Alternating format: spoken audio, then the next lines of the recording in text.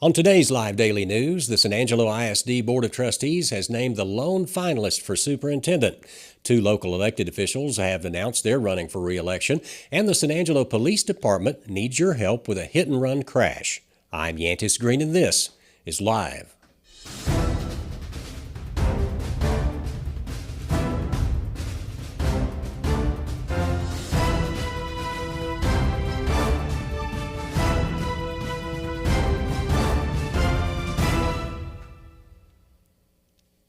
San Angelo is growing and the economy is bustling. If your company is expanding here and has to house employees while you move to the City of Opportunity, know this. Suburban Studios on the Concho River at 441 Rio Concho Drive just completed a multi-million-dollar renovation, making sure San Angelo's Suburban Studios Hotel is here to make you and your employees' stay simple and enjoyable. Our extended stay hotel meets your needs with hassle-free registration and clean, comfortable, affordable spaces. Plus, the longer you stay, the more you'll save. Located within the Clarion Hotel, San Angelo's Suburban Studios makes it easy to find a place to stay for a little longer. Find San Angelo's Suburban Studios and make a reservation today at choicehotels.com or on your preferred hotel booking app. We start the news off today with San Angelo Independent School District Board of Trustees naming Dr. Christopher Moran as their lone finalist for superintendent. Dr. Moran has served in education for 32 years and is currently the superintendent at the White House ISD. The board will vote on Moran and offer him a contract after the state-mandated 21-day waiting period. Dr. Moran is replacing Dr. Carl Detloff, who has held the position in San Angelo at the district since 2015. Detloff will retire after the end of December this year. And two San Angelo politicians have filed to run for re-election. United States Representative August Pfluger of San Angelo and State Representative Drew Darby of San Angelo have filed for re-election and intend to continue serving the public. Pfluger stepped in after Congressman Mike Conaway retired, and Darby has been in office since 2006. Pfluger has not had anyone file to run against him, but Darby has two individuals, Stormy Bradley and Amy Carrasco, both of Big Spring, have announced their intention to run for that seat. The deadline to file is December 11th, 2023 for the March 2024 primary. And San Angelo police need help in identifying an individual who was involved in a hit and run over the Veterans Day weekend. San Angelo Live had received several messages about a man who had been hit by a car on Bell Street November 10th.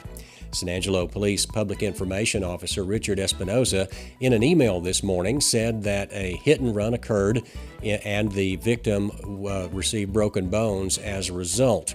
Now, police believe that the suspect vehicle is a silver or gray 2004 to 2008 Toyota Camry that should have damage to the front passenger quarter panel and is missing the passenger side view mirror.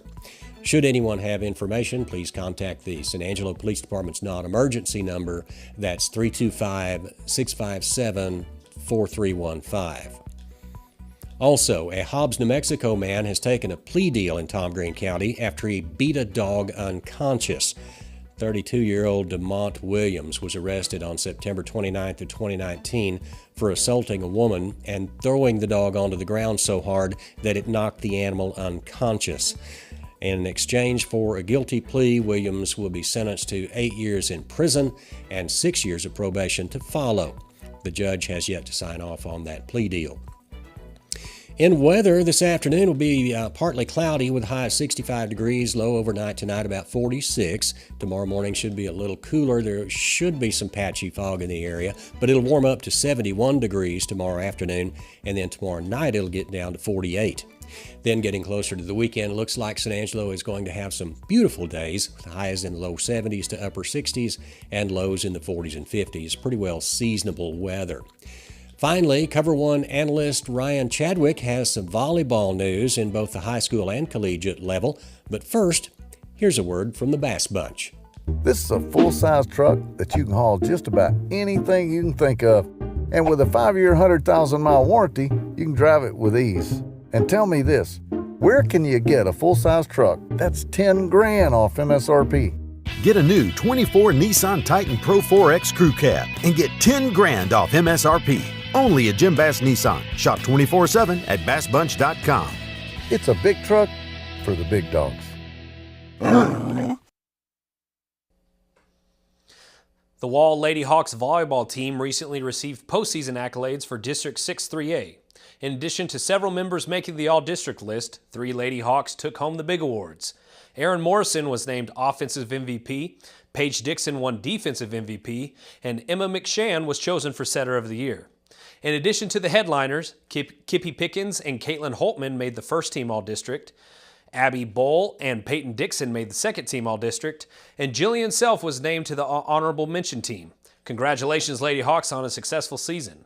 In other sports news, the Angelo State Ram-Bells volleyball team gears up to play in the Lone Star Conference tournament in Dallas on Thursday. The Bells received the 3rd overall seed in the tournament and will rematch UT Tyler in the first round. The Bells dropped their regular season finale to UT Tyler 3-1. Head coach Waddington gave his thoughts on his team's chances ahead of the tournament at his press conference on Monday. Let's take a look.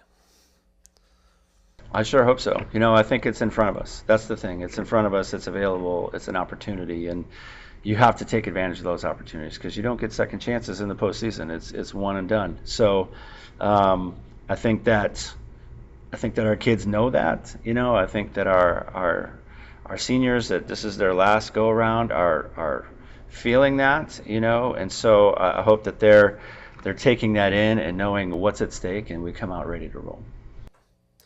The Ram-Bells play UT Tyler at the Berg Center in Dallas on Thursday at 6 p.m. And for more sports around the Concho Valley and beyond, be sure to check in every day at sanangelolive.com/sports.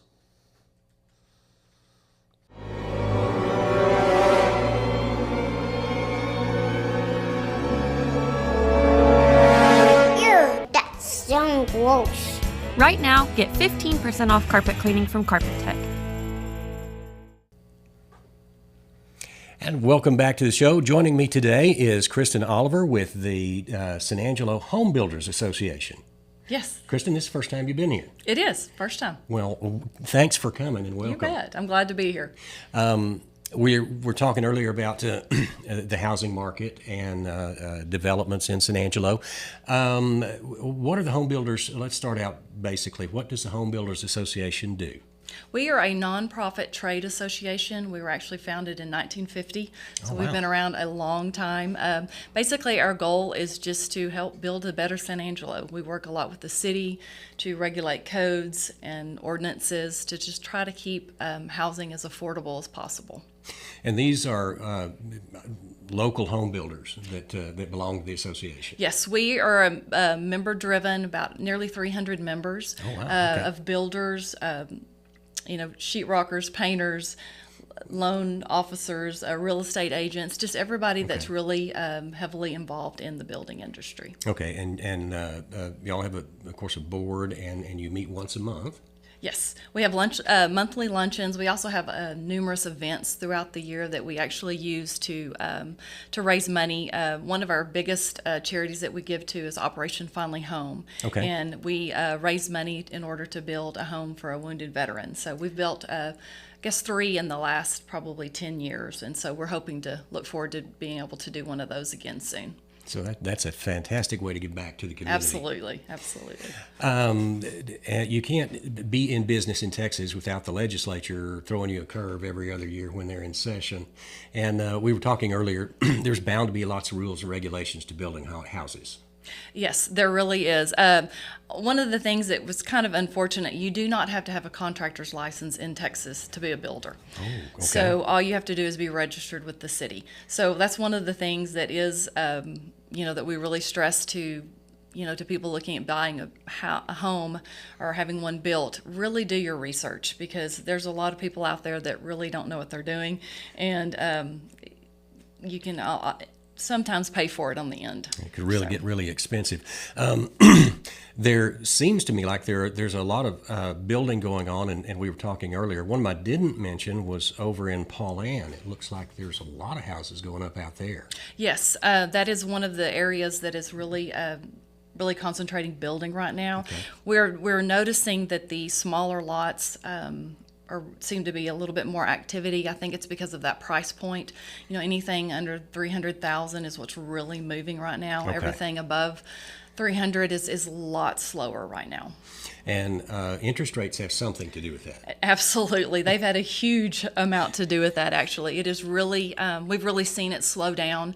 I've seen a lot of the builders who build spec homes have really pulled back on the number of specs that they're putting up, because if they don't sell, they're sitting on them, and just the loan costs are really digs into those profits. Well, and when they pause building, that has a ripple effect across the economy. We were talking earlier. I mean, you got contractors, builders.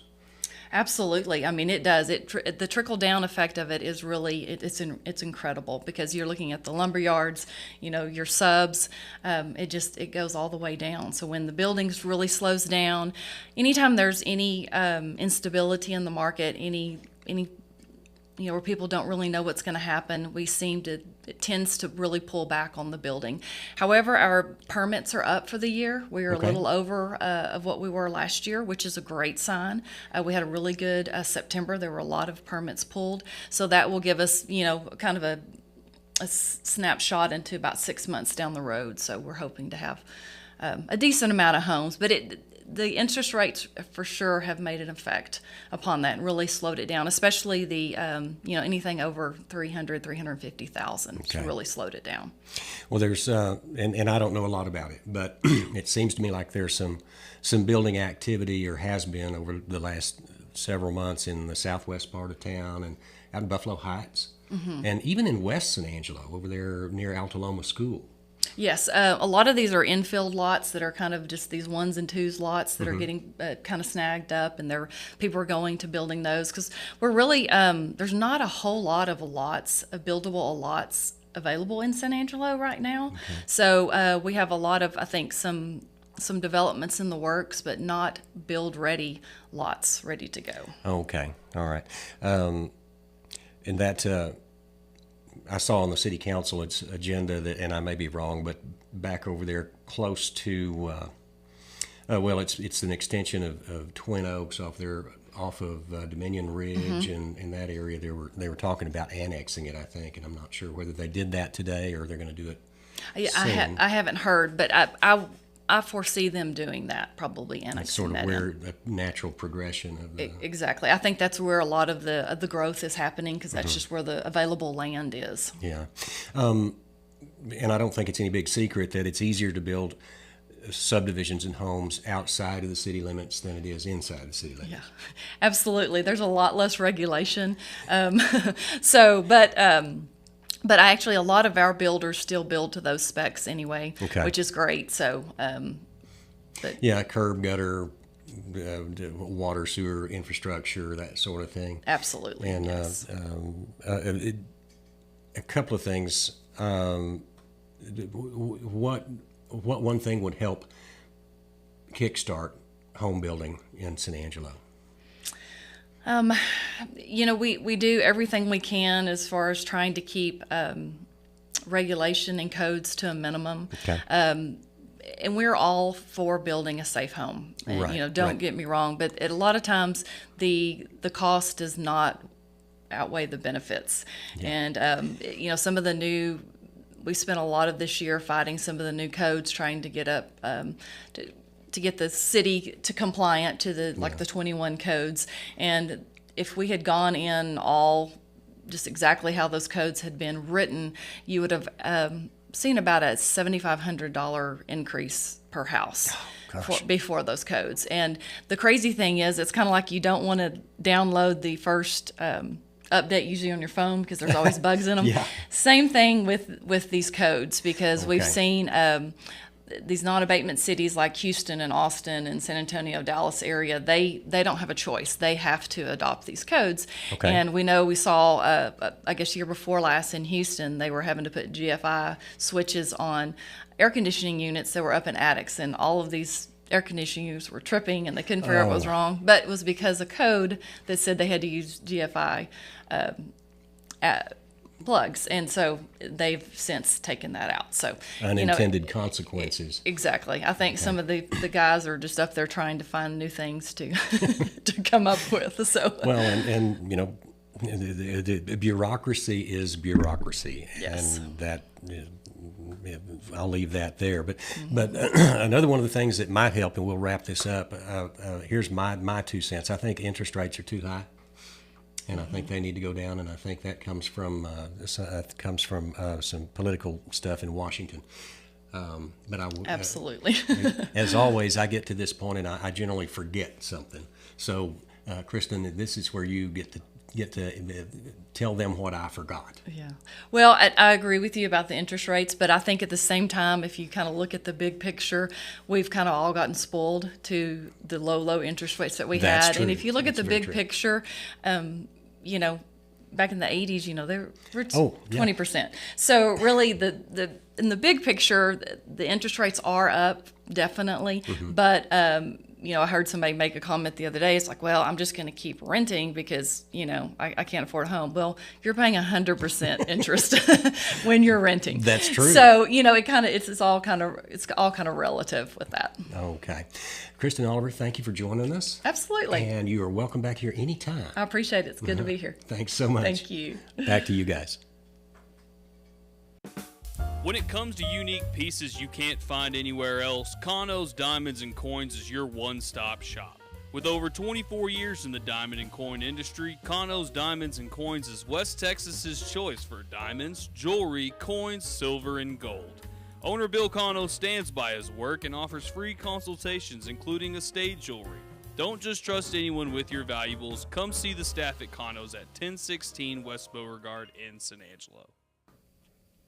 And that's it for news, weather, and sports. Thanks for joining us today. For the team here at San Angelo Live, I'm Yantis Green.